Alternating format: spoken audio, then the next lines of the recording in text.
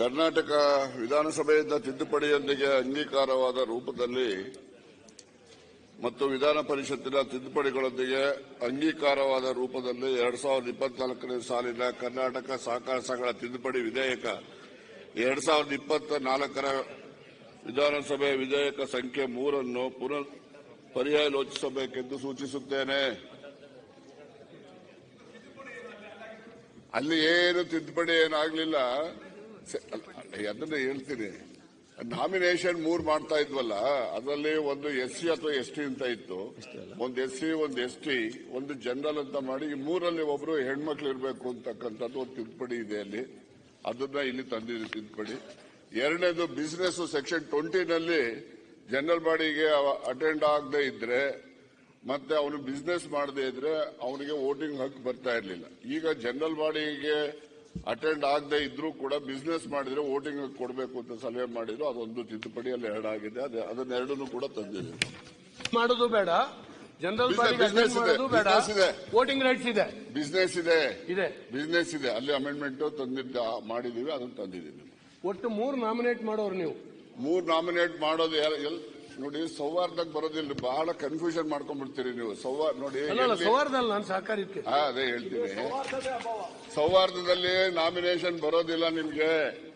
ನೀವು ಸುಮ್ನೆ ಎಲ್ಲ ಸರಿಯಾಗಿ ಅರ್ಥ ಮಾಡ್ಕೊಂಡಿದ್ದೀರಿ. ಅಲ್ಲಲ್ಲ, ಬರೋದಿಲ್ಲ ಅಂತ ಅವತ್ತು ಹೇಳಿದ್ದೀನಿ, ಇವತ್ತು ಹೇಳ್ತಾ ಇದ್ದೀನಿ, ಬರೋದಿಲ್ಲ ಅದು. ನೀವು ಯಾಕಂದ್ರೆ 1959 ಕೋಆಪರೇಟಿವ್ ಸೊಸೈಟೀಸ್ ಆಕ್ಟ್ ಮಾತ್ರ ಬರೋದು. ಈಗ ತಾವು ಮಂಡನೆ ಮಾಡಿದ ಸೌಹಾರ್ದದ್ದು ಇದೆ. 3ನೇ ಬಿಲ್ಲು, 4ನೇ ಬಿಲ್ಲು ಸೌಹಾರ್ದದ್ದು, 3ನೇ ಬಿಲ್ಲು 1959 ಕೋಆಪರೇಟಿವ್ ಸೊಸೈಟಿ. ಅದೇ ಆ 59 ಕೇಳ್ತಾ ಇರೋದು, ಇದನ್ನೇ ಸಹಕಾರ ಸಂಸ್ಥೆ ಕೇಳ್ತಾ ಇರೋದು.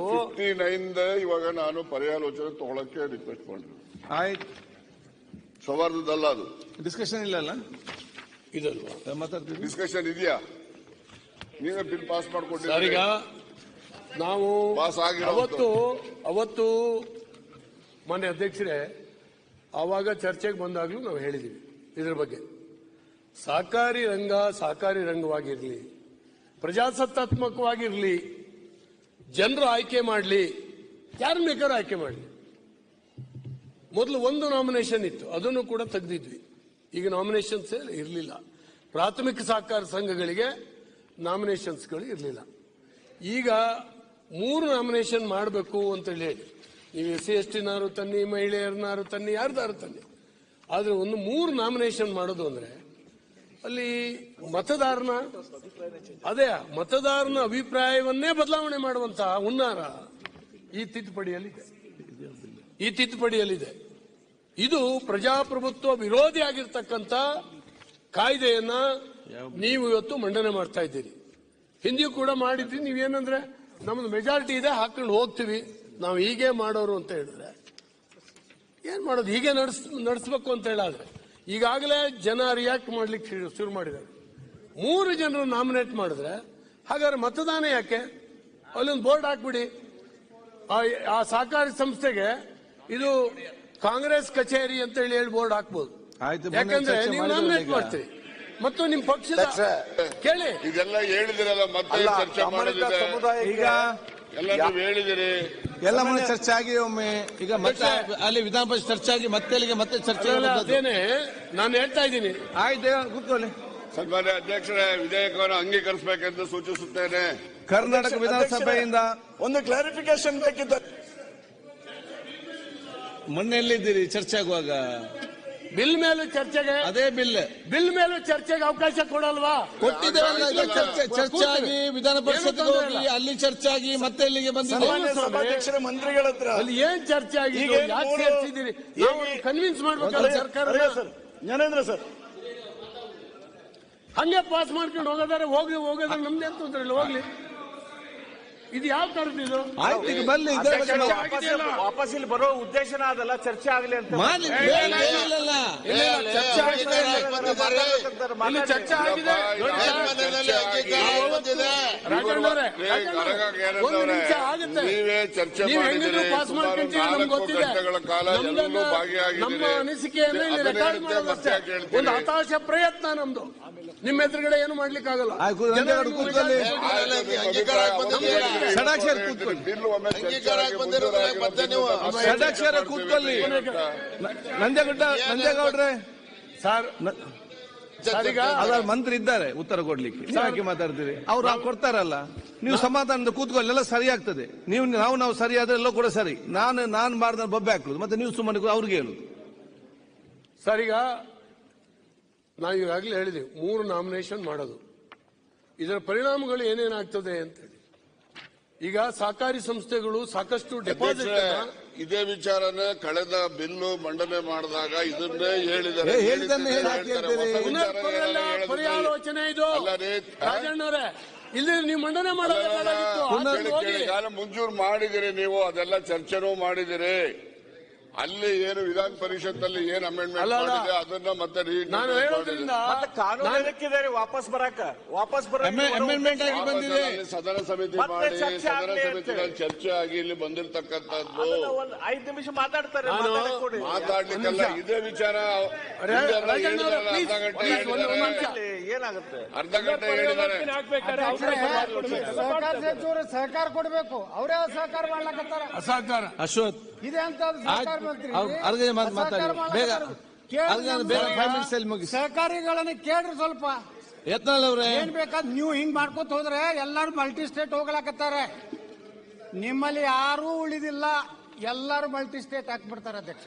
ಒಂದು ನಿಮಿಷ, ಅದೇ ಎಲ್ಲರೂ ಅಲ್ಲಿ ಸೆಂಟ್ರಲ್ ಹೋಗ್ತಾರೆ. ಆಯ್ತು, ಈಗ ಇದ್ಯಾವ ಬಿಲ್ ಚರ್ಚೆ ಮಾಡಿದ್ವಿ, ಕೂತ್ಕೊಳ್ಳಿ. ಈಗ ಮಾಡಿ ಯಾರು ಬೇಡ ಅಂತ ನಿಮ್ಮನ್ನ ಮಂತ್ರಿ ಅವರೇ ಎಲ್ಲ ಡೆಪಾಸಿಟ್ ತಗೊಳ್ಳಿ, 12% ಕೊಟ್ಟು 18% ಸಾಲಗಾರರಿಗೆ ಹಾಕಿ ಆ ಡೆಪಾಸಿಟ್ ದುಡ್ಡೆಲ್ಲ ನೀವೇನಾದ್ರು ಮಾಡೋದಕ್ಕೆ ಎಲ್ಲ ಬಂಡವಾಳ ಮಾಡ್ಕೊಳ್ಳಿ. ಯಾರು ಬೇಡ ಅಂತಾರೆ? ಅಲ್ರಿ ಅಧ್ಯಕ್ಷರೇ, ಆಯ್ತು, ಈಗ ನೀವು ಮಾತಾಡ್ತೀರಾ, 6 ಜನ ಮಾತಾಡ್ತೀರಾ? ಅವಕಾಶ ಕೊಡ್ರಿ. ಸರಿಗ 3 ನಾಮಿನೇಷನ್ ಮಾಡೋದು. ಇನ್ನೊಂದು ನಾವು ಅವತ್ತು ಹೇಳಿದೀವಿ, ರಾಜಣ್ಣವರು ಯಾಕಂದ್ರೆ ಅವರಿಗೆ ಪಕ್ಷದ ಒತ್ತಡ ಏನಿದೆಯೋ ಗೊತ್ತಿಲ್ಲ, ಯಾಕಂದ್ರೆ ಅವರೊಬ್ರು ಒಳ್ಳೆ ಕೋಆಪರೇಟರ್. ಈ ಹಿನ್ನೆಲೆಯಲ್ಲಿ ಈ ನಂಬಿಕೆಯ ಮೇಲೆ, ಈ ಭರವಸೆ ಮೇಲೆ ನಾನು ಮಾತಾಡ್ತಾ ಇದ್ದೀನಿ. ನಾನು ಒಂದು ಸಹಕಾರ ಸಂಘದ ಅಧ್ಯಕ್ಷ. ನಾನು ಅನೇಕ ನನ್ನ ಇದನ್ನು ಕೆರಿಯರ್ ಆರಂಭ ಮಾಡಿದ್ದೇ ಸಹಕಾರಿ ಸಂಸ್ಥೆಗಳ ಕಡೆಯಿಂದ. ಅಲ್ಲಿ ಜನರಿಗೆ ಉಪಕಾರ ಮಾಡಲಿಕ್ಕೆ ಖಂಡಿತ ಆಗ್ತದೆ. ನೀವು ಇದನ್ನು ತಗೊಂಡೋಗಿ ಅಡ್ಡದಾರಿ ಇಡಿಸಿ, ಯಾಕಂದ್ರೆ ಸಾವಿರಾರು ಕೋಟಿ ಇವತ್ತು ಡಿಪಾಸಿಟ್ ಕಲೆಕ್ಟ್ ಮಾಡ್ತಾ ಇದ್ದಾರೆ. ನಿಮ್ಮನ್ನ ನಂಬಿ ಡಿಪಾಸಿಟ್ ಕೊಡ್ತಾ ಇದ್ದಾರೆ.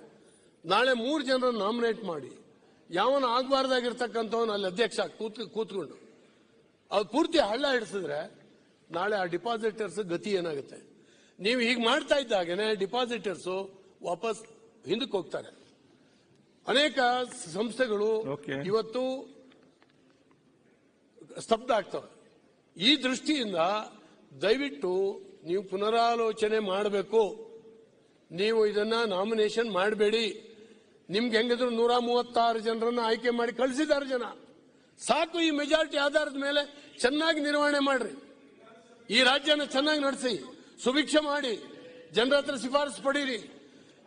ಅವಕ್ಕೆಲ್ಲ ಯಾಕೆ ಚಿಲ್ಲರೆ ಕೈ ಹಾಕ್ತೀರಿ? ನೀವು ಚಿಲ್ಲರೆ ಕೈ ಹಾಕ್ತೀರಿ ಯಾಕೆ? ಆ ಸಹಕಾರ ಸಂಸ್ಥೆಗಳಿಗೆ ಆಗೋದಕ್ಕೆ ಅವಕಾಶ ಇಲ್ಲ.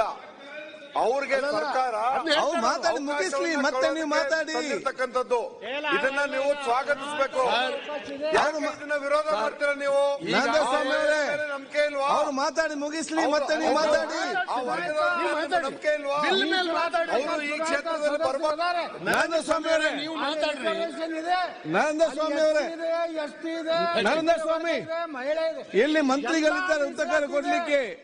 ಈಗಾಗಲೇ ಉತ್ತರ ಕೊಡ್ಲಿಕ್ಕೆ ಮಂತ್ರಿ ಇದ್ದಾರೆ. ನಿಮ್ಗೆ ಅವರು ಮಾತಾಡಿದ ನಂತರ ಬೇಕಾದ್ರೆ ನೀವು ಮಾತಾಡಿ. ಈಗಾಗಲೇ ನೀವು ಇಬ್ರು ಯಾರಿಗೆ ಯಾರಿಗೆ ಅರ್ಥ ಆಗುದಿಲ್ಲ. ಚುನಾವಣೆಯಲ್ಲಿ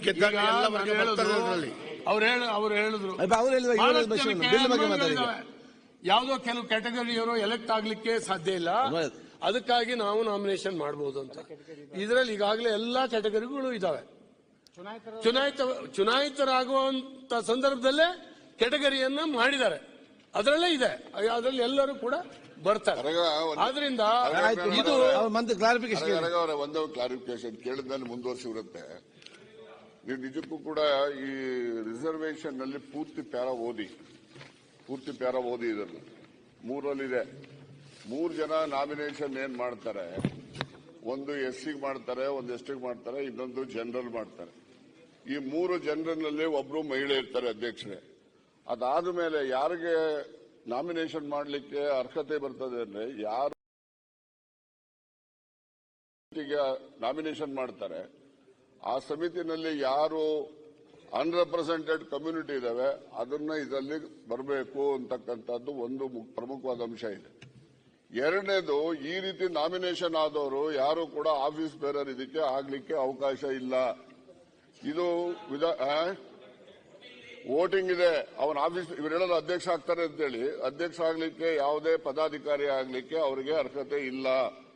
ಇದನ್ನ ವಿಧಾನ ಪರಿಷತ್ತಿನಲ್ಲಿ ಅಲ್ಲಿನ ಸದಸ್ಯರುಗಳು ಸಲಹೆ ಮೇರೆಗೆ ಇದನ್ನು ನಾನು ಸಾಧು ಅಂತ ಹೇಳಿ ನಾನು ಸೇರಿಸಿರ್ತಕ್ಕಂಥದ್ದು.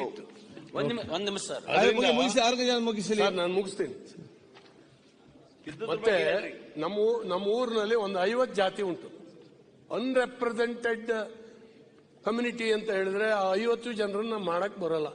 3 ಜನ ಕಮ್ಯುನಿಟಿ ಮಾತ್ರ 50 ಜನ ಮಾಡ್ತಾರ. ಇವ್ರು ಹೇಳ್ತಾರಲ್ಲ 3 ಕಮ್ಯುನಿಟಿ ಮಾತ್ರ 47 ಮಂದಿ ಅಸಮಾಧಾನ ಆಗ್ತಾರೆ. ಹಾಗಾಗಿ ಇದೆಲ್ಲದಕ್ಕಿಂತ ಸರ್ ಪ್ರಾಮಾಣಿಕವಾಗಿ ಆಲೋಚನೆ ಮಾಡಿ ಇದರಲ್ಲಿ ಮಾತಾಡಿ ಮುಗಿಸ್ಲಿ ಮಂತ್ರಿ ಅವರೇ.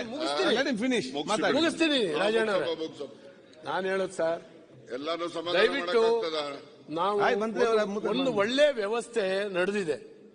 HK ಪಾಟೀಲ್ರ ಅವರ ಮನೆತನವೇ ಪ್ರಾರಂಭ ಮಾಡಿರ್ತಕ್ಕಂಥದ್ದು ನಮ್ಮ ಕರ್ನಾಟಕ ರಾಜ್ಯದಲ್ಲಿ ಸಹಕಾರಿ ಮಹರ್ಷಿ ಅಂತ ಹೇಳಿ ಕರೀತಾರೆ. ಅವರ KH ಪಾಟೀಲ್ರನ್ನ ಅವ್ರನ್ನ ಕೂರಿಸ್ಕೊಂಡು ಅವರು ಲಾ ಮಿನಿಸ್ಟರ್ ಆಗಿದ್ದಾಗ ಹಿಂದಿದ್ ಬಿಲ್ಲು ಸರ್ ನೀವು ಒಪ್ತೀರಾ ಸರ್ ಇದನ್ನ?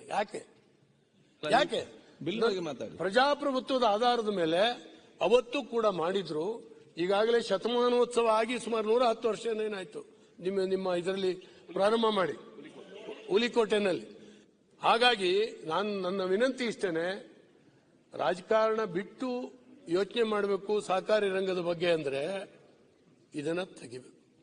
ಇಲ್ಲ ಇದರಲ್ಲಿ ರಾಜಕಾರಣನೇ ಮಾಡಬೇಕು, ನಮ್ಮ ಯಾರೋ ಪಕ್ಷದ 3 ಜನ ಕಾರ್ಯಕರ್ತರಿಗೆ ಅನುಕೂಲ ಮಾಡಿಕೊಡ್ಬೇಕು, ಆ ಊರಿನಲ್ಲಿ ಪಕ್ಷದ ಕಾರ್ಯಕರ್ತರು ಒಬ್ರು ಗೆಲ್ಲೋದೇ ಇಲ್ಲ ಸೊಸೈಟಿಗೆ ಅಂತ ಸಂದರ್ಭದಲ್ಲಿ ಆ ಸಂದರ್ಭದಲ್ಲಿ ಇದನ್ನು ಒಂದು ಕಡೆ ಮಾಡಬೇಕು ಅಂತ ಹೇಳಿದ್ರೆ ನಮ್ದೇನು ತೊಂದರೆ ಇಲ್ಲ. ಯಾಕಂದ್ರೆ ನಿಮ್ ಮೆಜಾರಿಟಿ ಇದೆ, ಈ ಬಿಲ್ ಹೆಂಗಿದ್ರು ಪಾಸ್ ಆಗ್ತವೆ. ನಮ್ ಕಂಠ ಶೋಷಣೆ ಆದ್ರೆ ನಾನೀಗಾಗಲೇ ಹೇಳಿದೆ, ಇಲ್ಲಿ ರೆಕಾರ್ಡ್ ಮಾಡಬೇಕು ನಮ್ಮ ಧ್ವನಿನ.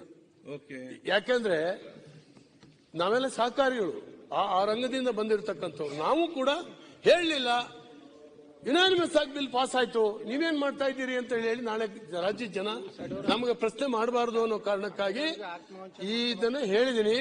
ಆ ಕಡೆ ಇದ್ದಂತ ಬಹಳ ಹಿರಿಯ ಸಹಕಾರಿಗಳು ಬಹಳಷ್ಟು ಜನ ಇದ್ದೀರಿ.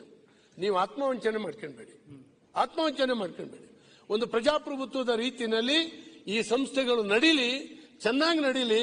ಇವತ್ತು ನೋಡಿ ಇಡೀ ಜಗತ್ತು ಅಲ್ಲೋಲ್ ಕಲ್ಲೋಲ ಆಗೋಯ್ತು. ಅಮೆರಿಕದಲ್ಲೇ 1-2 ಬ್ಯಾಂಕ್ ಮುಳುಗಿದ್ರಿಂದ. ಆದ್ರೆ ನಮ್ಮ ದೇಶ ಚೆನ್ನಾಗಿದೆ ಆರ್ಥಿಕವಾಗಿ. ಯಾಕೆಂದ್ರೆ ಸಹಕಾರಿ ರಂಗದಲ್ಲಿ ನಾವು ಕಟ್ಟ ಕಡೆಯ ಮನುಷ್ಯನಿಗೆ ಇವತ್ತು ಸಾಲ ವಗೈರೆ ಅವನ ಅಪೇಕ್ಷೆಯನ್ನು ಈಡೇರಿಸ್ತಾ ಇದ್ದೀವಿ. ಈ ಕಾರಣಕ್ಕಾಗಿ ನಾವು ಆರ್ಥಿಕವಾಗಿ ಸದೃಢವಾಗಿರ್ತಕ್ಕಂಥ ಬಹಳ ಸದೃಢತೆಯನ್ನು ತುಂಬತಕ್ಕಂಥ ವ್ಯವಸ್ಥೆ ಅದು ಕೋಆಪರೇಟಿವ್. ಆದ್ರಿಂದ ದಯವಿಟ್ಟು ಈ ಬಿಲ್ ಅನ್ನ ನೀವು ಪುನರ್ ಪರಿಶೀಲನೆ ಮಾಡಬೇಕು. ಇದನ್ನ ವಿಡ್ರಾ ಮಾಡ್ಕೊಂಡು ಒಂದು ಒಳ್ಳೆ ರೀತಿಯಿಂದ ನೀವು ಅನೇಕ ಯಾವ್ದಾದ್ರು HK ಪಾಟೀಲ್ ನೇತೃತ್ವದಲ್ಲಿ ಕನ್ಸಲ್ಟ್ ಮಾಡಿ ಅದು ಮಾಡಿ ಅವರು ಒಪ್ಪಿದ್ರೆ ಆ ಬಿಲ್ ಅನ್ನು ಪಾಸ್ ಮಾಡಿ. ನಾನು HK ಪಾಟೀಲ್ ತಲೆ ಮೇಲೆ ಹಾಕ್ತೀನಿ.